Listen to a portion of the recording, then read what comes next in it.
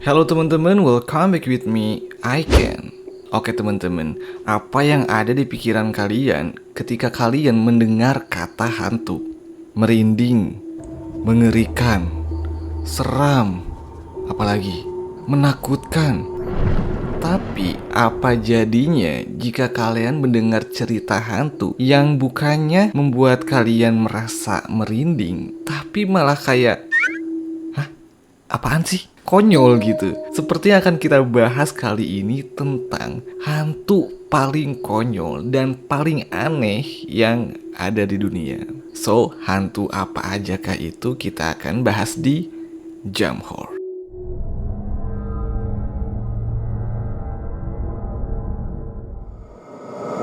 Hantu Tete. Sebelumnya saya minta maaf ya jika kurang sopan. Tapi ya mau bagaimana lagi? Namanya emang hantu tete. Jadi hantu tete atau hantu kopek adalah hantu yang berasal dari cerita rakyat Malaysia. Ya, tetangga kita. Sama seperti namanya, hantu ini adalah sosok perempuan dengan tete atau payudara yang sangat besar. Please ya, pikiran kalian jangan kemana-mana. Ini hantu loh. Hantu tete ini hampir sama dengan hantu wewe gombel dari Indonesia. Bedanya jika hantu wewe gombel itu mempunyai wajah yang mengerikan, yang seram, sedangkan hantu tete ini mempunyai wajah yang sama seperti manusia.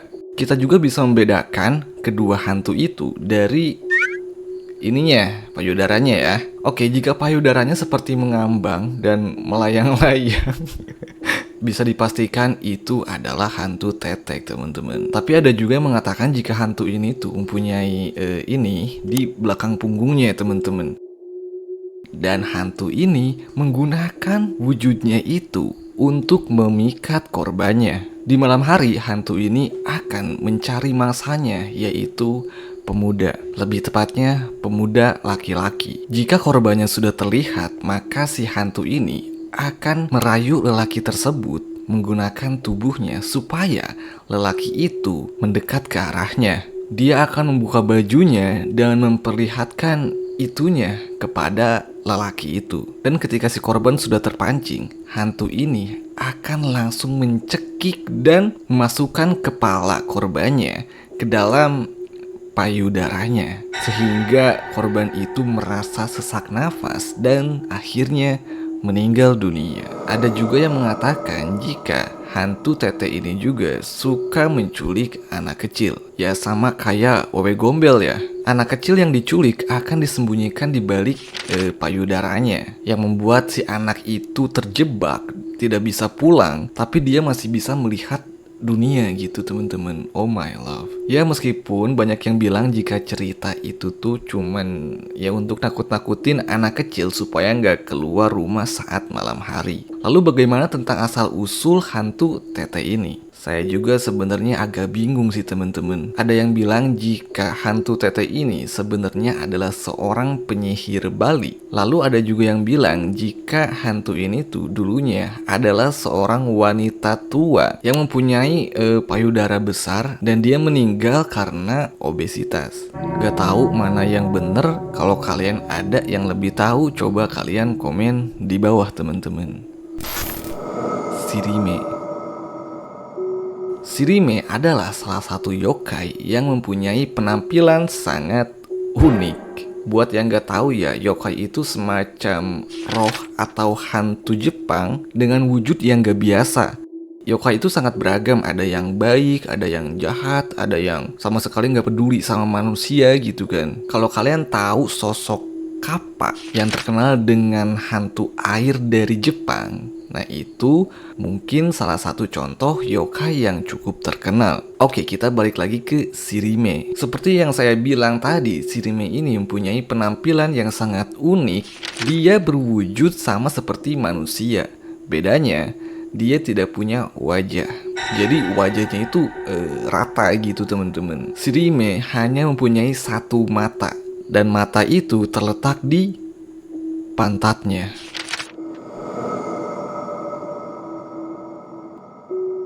Kebayang gak kalau dia nangis, dia harus ngeden dulu gitu. Canda teman-teman. Wujud dari Shirime ini sama seperti arti dari namanya. Shiri yang artinya pantat dan me artinya mata. Jadi Shirime ini bisa diartikan sebagai mata di pantat. Meski bisa dibilang mempunyai penampilan yang aneh dan unik, sosok Shirime ini ternyata termasuk ke dalam yokai versi baik teman-teman. Dia tidak berbahaya, dia hanya menakut-nakuti orang dengan wujud anehnya itu teman-teman. Menurut cerita ya, dia menakut-nakuti orang dengan cara menyamar seperti lelaki berpakaian kimono. Dia akan berjalan-jalan di gelapnya kota sambil mencari korbannya. Lalu ketika dia bertemu dengan orang, si sosok Shirime ini akan menghampiri orang tersebut dan bertanya, "Apakah kamu punya waktu luang?" Sebelum orang itu menjawab, si Shirime ini akan melepas pakaiannya dan memamerkan mata yang ada di pantatnya. Sehingga orang yang melihatnya pun langsung ketakutan dan lari. Nah, itu adalah cerita yang banyak beredar tentang sosok Shirime ini. Lalu bagaimana asal-usul tentang yokai ini? Sebenarnya hanya ada satu sumber yang menceritakan tentang sosok Shirime. Jadi, Shirime ini pertama kali muncul di sebuah gulungan gambar milik Yosa no Buson. Jadi, Yosa no Buson ini adalah seorang seniman yang terkenal karena kontribusinya terhadap seni pada zaman Edo. Waduh, lama banget itu. Karena dia waktu itu hidup di zaman Edo yang bisa dibilang masih jauh dari kata modern, dia pun selalu mengilustrasikan karya seninya ke dalam sebuah gulungan, termasuk ilustrasi sosok makhluk mata di pantat atau Shirime. Ditemukan sebuah gulungan milik Yusano Buson yang mengilustrasikan sosok Shirime ini. Dalam gulungan itu ada sebuah gambar sosok manusia tanpa wajah dengan mata di pantatnya. Di dalam gulungan itu pun ada sebuah catatan yang menjelaskan tentang sosok itu. Kurang lebih catatannya seperti ini. Di Kyoto, di persimpangan Katabira, ada monster bernama Nupori Bozu. Monster itu tidak punya mata atau hidung, tetapi hanya punya satu bola mata yang terletak di lubang pantatnya yang bersinar seperti kilat. Awalnya saya bingung, kok di gulungan itu namanya siapa? Nupori Bozu, bukan Shirime. Dan ternyata Nupori Bozu itu adalah nama alternatif dari Shirime. Oke, karena gulungan ini adalah satu-satunya sumber yang menceritakan tentang sosok Shirime, pada akhirnya pada tahun 1998, seorang legenda dalam dunia sastra yokai yang bernama Shigeru Mizuki mengembangkan cerita tentang Shirime ke dalam anatologi yang dibuatnya yang berjudul Mujara. Kurang lebih ceritanya kayak gini nih ya. Dikisahkan ada seorang samurai yang sedang melakukan perjalanan ke Kyoto pada malam hari. Tiba-tiba ada pria berpakaian kimono menghalangi jalan samurai tersebut. Lalu pria berkimono itu berkata, "Permisi, apakah kamu punya waktu luang?"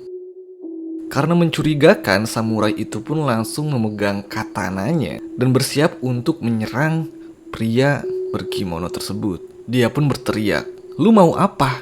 Lalu pria berkimono itu pun langsung melepas kimono yang dia pakai sehingga ia telanjang bulat. Pria itu membungkuk dan memperlihatkan pantatnya ke arah samurai itu. Ternyata di pantatnya ada satu mata besar yang membuat samurai kaget. Ketika mata itu terbuka, cahaya terang muncul dari mata tersebut. Samurai itu pun berteriak ketakutan dan langsung lari dari sosok misterius tersebut. Hantu ayam. Francis Bacon adalah seorang politikus, filsuf, dan juga salah satu pelopor metode ilmiah dan pemikiran ilmiah dari Inggris. Pada suatu malam di bulan Januari, Bacon sedang melakukan sebuah perjalanan ke sebuah pinggiran kota London yang bernama Highgate. Nah, di perjalanan ketika dia sedang melamun gitu kan, tiba-tiba dia kepikiran sesuatu hal yang unik. Dia ingin mengawetkan daging ayam menggunakan salju. Bacon dan temannya yang bernama Dr. Winterbourne sangat antusias dengan teorinya itu. Sehingga ketika mereka sampai di tempat tujuan, mereka langsung turun dari kereta dan pergi ke sebuah pondok wanita yang berada di kaki Bukit Highgate. Dan di sana mereka membeli seekor ayam untuk dijadikan sebuah eksperimen itu. Setelah mendapatkan ayam tersebut, si Bacon dan temannya itu langsung menyembelih ayam itu, mencabuti bulu-bulunya, dan mengeluarkan jeroan ayam itu, teman-teman. Setelah itu si Bacon langsung mengisi ayam tersebut dengan salju, dengan maksud supaya ayam itu bisa beku dan dagingnya tidak membusuk. Beberapa saat setelah Bacon melakukan eksperimennya, tiba-tiba Bacon terserang flu yang sangat parah, sehingga Bacon tidak bisa pulang ke rumahnya. Asal kalian tahu aja ya, pada zaman itu, khususnya di Eropa, flu itu termasuk ke dalam virus yang berbahaya, bahkan sudah banyak memakan korban.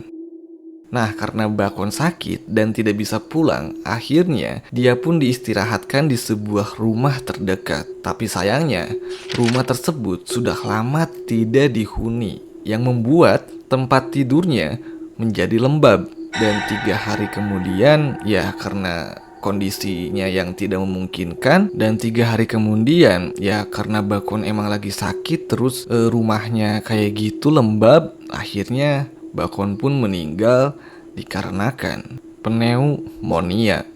Nah, disinilah keanehan mulai terjadi, teman-teman.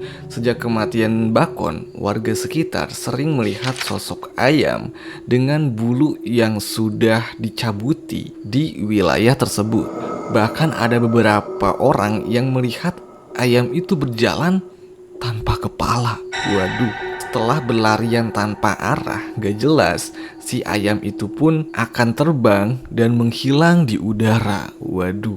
Pada tahun 1970, ayam itu menampakkan sosoknya kepada pasangan yang sedang bermesraan di bangku taman. Dan itu menjadi penampakan terakhir dari hantu ayam tersebut. Ya oke teman-teman, itulah beberapa hantu paling konyol yang ada di dunia. Menurut kalian, dari ketiga hantu itu, hantu mana yang paling konyol? Coba komen di bawah. Sebelumnya saya minta maaf jika ada informasi yang salah atau mungkin kurang benar, boleh koreksi di komentar. Ya oke teman-teman, itulah untuk video kali ini. Thanks for watching this video. Saya Aiken and see you next time.